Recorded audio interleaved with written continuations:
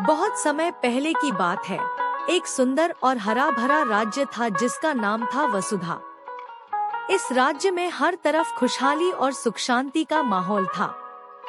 राज्य के बीचों बीच एक विशाल जंगल था जिसे वृक्षवन के नाम से जाना जाता था। उस जंगल में सभी जीव जंतु शांति से रहते थे और उन्हें किसी का डर नहीं था। लेकिन जंगल के बीच एक गुप्त जगह पर एक जादुई तालाब था जिसके बारे में सिर्फ कुछ ही लोगों को जानकारी थी। वसुधा राज्य की महारानी रत्नावली बहुत ही दयालु और समझदार थी। उनकी एक बेटी थी जिसका नाम था अनन्या। अनन्या बहुत ही चंचल, साहसी और जिज्ञासु स्वभाव की थी। उसे नए नए स्थानों को खोजना और प्रकृति के साथ समय बिताना बेहद पसंद था। उसकी माँ ने उसे कई बार समझाया कि वृक्षवन के अंदर बहुत गहराई में जाना सुरक्षित नहीं है, लेकिन उसकी उत्सुकता उसे हमेशा उस ओर खींचती रहती थी। एक दिन अनन्या ने ठान लिया कि वह वृक्षवन के उस हिस्से को खोजेगी जिसके बारे में उसने कहानियों में सुना था। वह तड़के सुबह उठी और बिना किसी को बताए जंगल की ओर चल पड़ी। जैसे ही वह वृक्षवन के अंदर पहुंची, उसे तरह तरह के पेड़, पौधे और जीव जंतु दिखने लगे। जंगल बहुत ही सुंदर था, लेकिन जैसे जैसे वह आगे बढ़ती गई, जंगल घना और रहस्यमय होता चला गया। कुछ ही देर में अनन्या एक अनजाने और शांत स्थान पर पहुंची। वहाँ एक विशाल तालाब था जिसकी पानी की सतह चांदी की तरह चमक रही थी।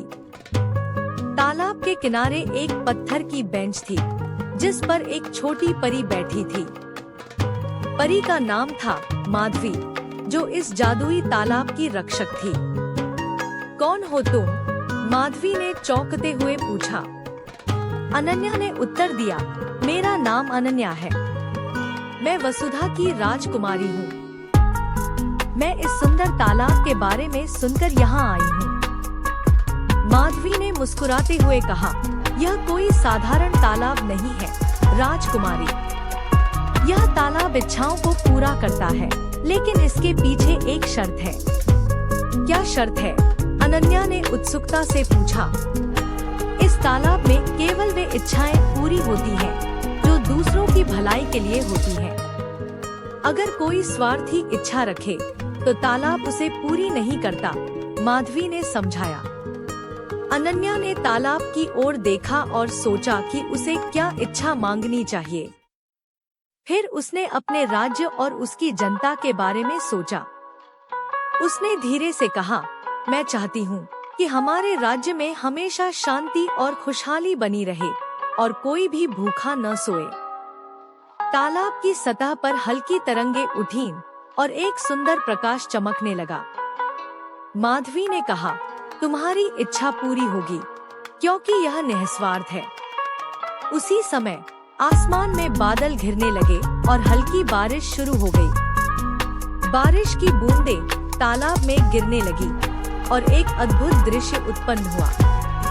तालाब की सतह पर इंद्रधनुष बन गया और जंगल में एक नई ऊर्जा का संचार होने लगा।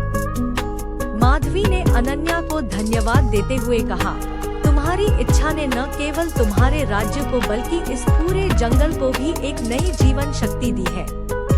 अब तुम हमेशा इस तालाब की मित्र हो और जब भी तुम्हें मदद की जरूरत होगी, मैं तुम्हारे साथ रहूंगी। अनन्या खुश होकर महल की ओर वापस लौट आई। जब वह महल पहुंची, तो उसने देखा कि राज्य में एक नई खुशहाली का वातावरण था। लोगों के चेहरे पर मुस्कान थी और हर जगह खुशहाली छाई हुई थी। महारानी रत्नावली ने भी इस बदलाव को महसूस किया और अपनी बेटी की प्रशंसा की, लेकिन अनन्या ने तालाब और माधवी के बारे में किसी को कुछ नहीं बताया। समय बीतता गया और अनन्या और माधवी की दोस्ती और गहरी होती चली गई। जब भी अनन्या को किसी कठिनाई का सामना करना पड़ता, वह वृक्षवन जाकर माधवी से सलाह लेती। माधवी हमेशा अनन्या की सहायता करती, लेकिन साथ ही उसे यह भी सिखाती कि हर समस्या का समाधान जादू से नहीं, बल्कि समझदारी और धैर्य से होता है।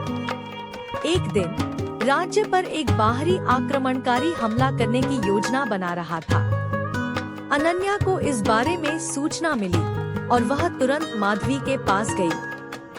उसने माधवी से सलाह मांगी कि वह अपने राज्य को कैसे बचाए। माधवी ने कहा, इस बार तुम्हें अपने साहस और नेतृत्व कौशल का उपयोग करना होगा।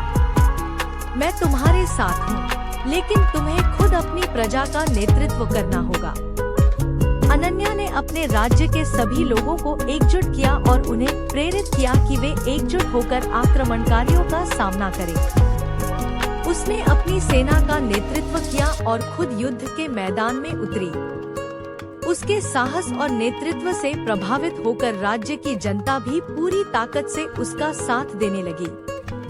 आखिरकार अनन्या और उसकी सेना ने आक्रमणकारियों को हरा दिया और राज्य की रक्षा की। उस दिन के बाद से अनन्या की बहादुरी की कहानियां पूरे राज्य में फैल गईं। लोग उसे केवल एक राजकुमारी नहीं, बल्कि एक सच्ची नेता मानने लगे। माधवी ने अनन्या को बताया, तुम्हारी शक्ति सिर्फ तुम्हारे साहस में नहीं, बल्कि तुम्हारे निस्वार्थ भाव में है। जब तक तुम्हारा हृदय दूसरों की भलाई के लिए धड़कता रहेगा, तुम्हारे पास असीमित शक्ति होगी। अनन्या ने यह सीख हमेशा के लिए अपने मन में बसा ली। उसने अपने जीवन को अपने राज्य और उसकी प्रजा की सेवा के लिए समर्पित कर दिया। माधवी और अनन्या की मित्रता भी हमेशा कायम रही और दोनों ने मिलकर वसुधा राज्य को एक ऐसी जगह बना दिया जहां न सिर्फ इंसान बल्कि प्रकृति और सभी जीव जंतु भी शांति और प्रेम के साथ रहते थे। इस तरह अनन्या की कहानी एक ऐसी परी कथा बन गई, जिसे वसुधा राज्य में पीढ़ियों तक सुनाया जाता रहा।